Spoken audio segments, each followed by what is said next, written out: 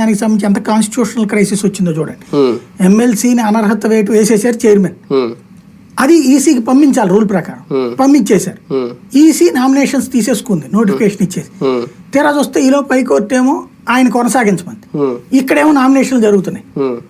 దానికి ఇంకేం చేయాలి అర్థం కాక ఏం చేశారు, ఎన్నికల సంఘానికి సంబంధించిన అధికారి పైకి పంపించారు.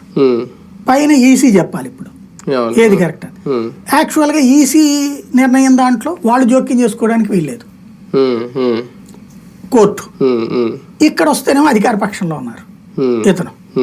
ఇది ఎంత సంక్లిష్టత వచ్చింది. ఇప్పుడు రేపు ఇదే ఉంటుంది, వీళ్ళు వేస్తారు. వీళ్ళు వేసినప్పుడు లేదు మిమ్మల్ని మీరు అట్లా చేయడానికి వీల్లేదని చెప్పేసి డిస్క్వాలిఫికేషన్ సంబంధించి కోర్టు తీర్పు ఇచ్చిన స్పీకర్ మీకు అధికారం లేదని చెప్పేసి ఈసీకి పంపించేయచ్చు. ఈసీ సెంటర్లో ఉంది, కేంద్ర ప్రభుత్వం బీజేపీలో ఉంది, వీళ్ళు ఎన్డీఏలో ఉన్నారు. బై ఎలక్షన్ పెట్టేస్తే అయితే రాజకీయ పరంగా తాము నెగ్గుతాం అనుకుంటే పెడతారు. ఈ లోపు జమిలి వచ్చేసింది అనుకోండి, ఏముండదు. జమిలి రాకుండా ఉంటే 3వ ఏడాది గ్యారంటీ వీళ్ళని తీసేస్తారు. నోటీసులు ఇస్తే కనుక కొంతమంది ఎమ్మెల్యేలు ఏమన్నా జంప్ అయ్యే అవకాశం ఉంటుందా భయపడి వైసీపీ నుంచి? తెలుగుదేశం పార్టీ పిలిస్తే ఇవాళకి నాకు తెలిసి 5-6 వెళ్ళిపోతారండి. పిలవట్లేదు ఎందుకంటే ఇప్పటికే ఎక్కువైపోయారు. ప్లస్ ఈ నియోజకవర్గాల్లో ఎవరైతే ఓడిపోయిన వాళ్ళకి ఆల్రెడీ మంచి పొజిషన్స్ ఇచ్చి కూర్చోబెట్టారు. వాళ్ళే ఎమ్మెల్యేగా చలామణి అవుతున్నారు.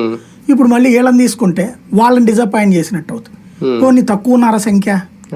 ఇప్పుడు ఇదివరకు 23 మందిని తీసుకుని మైనస్ అయ్యాం, ఇప్పుడు ఎందుకులే అనేటటువంటి ఉంటుంది. ఇంకోటి పవన్ కళ్యాణ్ కూడా ఫిరాయింపుల్ని యాక్సెప్ట్ చేయట్లేదు కాబట్టి ఆగుతుంది. అంటే అక్కడ ఏ పదవి లేకపోయినా ఇక్కడ వీళ్ళు ఎమ్మెల్యే పదవి కాపాడుకోవాలనుకుంటే వెళ్ళాలి, ఇంకా అంతే.